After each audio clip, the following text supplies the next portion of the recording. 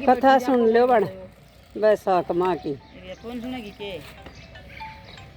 गुड्डी कौन सुनेगी। लगा हे महाराज, वैशाख के जो धर्म अपने वर्ण किए हैं वह बड़े सुलभ है और उनसे विष्णु भगवान प्रसन्न होकर तत्काल अर्थ धर्म काम मोक्ष प्रदान करते हैं। ऐसे वेद भी धर्म संसार में ज्ञात नहीं है।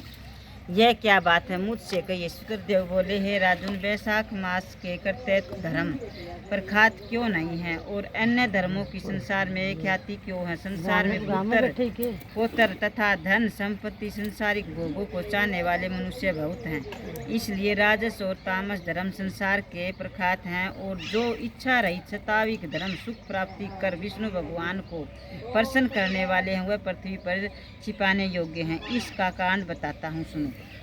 जो धर्म कर्म वो छिपा दे हर पाप ऊपर आ जाए। ईसुक के कुल का भूषण काशीपुरी में नृग का पुत्र सर्वभौम राजा बड़ा अंशवी कीर्तिमान नाम का हुआ।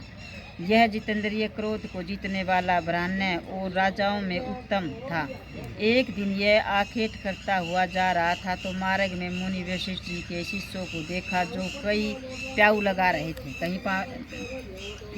कहीं छाया मंडप बनवा रहे थे, कहीं वापी निर्मल करवा रहे थे, कहीं बैठे हुए मनुष्य को पंखों से पवन कर रहे हैं, कहीं सुगंधित फूलों को दे रहे हैं, मध्यम समय छतरी दान कर रहे हैं, कहीं तांबुल दे रहे हैं, कहीं नेत्रों में कपूर लगा रहे हैं। ये देख राजा ने पूछा कि तुम कौन हो और ये क्या कर रहे हो। वे बोले, हम वैशाख में करते धर्मों का गुरु वशिष्ठ जी की आज्ञा से कर रहे हैं, जिनके करने से धर्म अर्थ काम और मोक्ष मिलती है और विशेष फल तुम गुरु जी से जाकर पूछो। यह सब सुना राजा वहाँ से तत्काल चल दिया और वशिष्ठ जी के आश्रम में पहुँचा।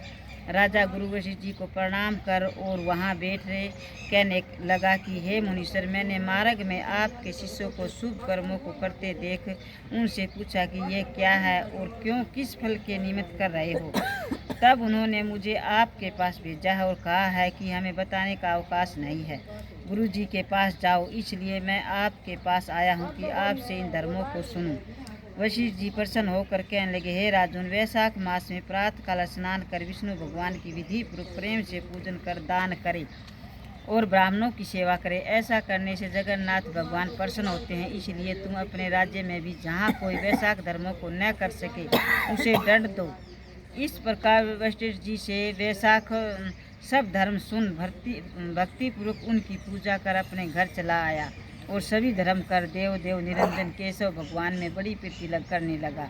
हाथी पर ढोल रखवा कर अपने राज्य में मुनादी करा दी कि 8 वर्ष से 80 वर्ष तक के वृद्ध पिता पुत्र भैया या इष्ट मित्र कोई भी हो, जो मेष की संक्रांति में सूर्योदय से पहले स्नान नहीं करेगा और वैशाख धर्म का पालन नहीं करेगा, उसको चोर के समान दंड दे देश से निकाल दूंगा। गांव-गांव में धर्म ब्राह्मण नियुक्त कर दिए और धर्महीनों को दंड देने के लिए 10-10 सवार नियुक्त कर दिए। इस प्रकार इस चक्रवर्ती राजा के राज्य शासन से यह धर्म वृक्ष और सब देशों में विस्तार पूर्वक फैल गया।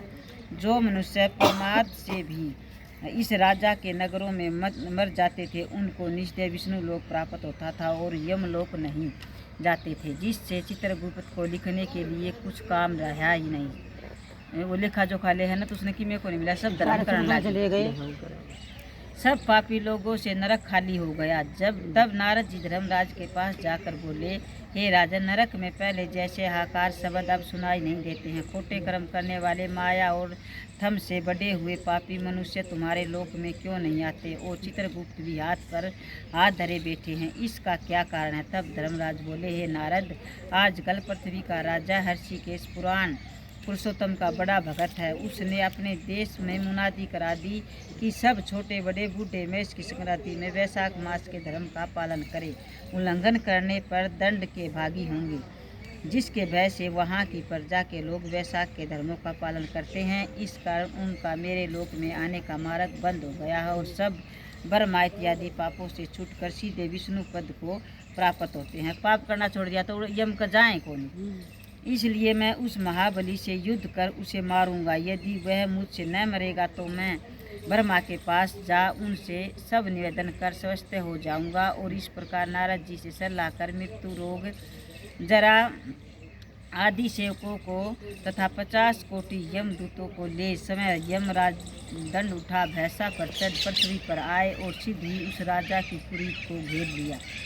घेर महासखानंद करने लगे। जब राजा ने यह सुना कि यम ने यह पुरी घेरी है, तब अत्यंत क्रोध कर अपनी सब सेना सजा नगर से बाहर आया। दोनों में घोर युद्ध हुआ। राजा के यम की सारी सेना आदि को जीतकर क्षण भर में भगा दिया, जिससे क्रोध कर यमराज ने अपने अनेकों बाण चलाए और ढाल तलवार उठा राजा को मारने आया। तब राजा ने 3 बाणों से यमराज के धनुष ढाल तलवार आदि सब काट कर गिरा दिए और एक तीक्ष्ण बाण यमराज के मस्तक में मारा। तब यम ने क्रोध कर अपना दंड उठाया और उसके ब्रह्मास्त्र से अभिनंतर कर राजा के ऊपर छोड़ दिया। यह देख विष्णु भगवान ने अपने भगत की रक्षा के लिए सुदर्शन चक्र छोड़ा, जो रण में आ ब्रह्मास्त्र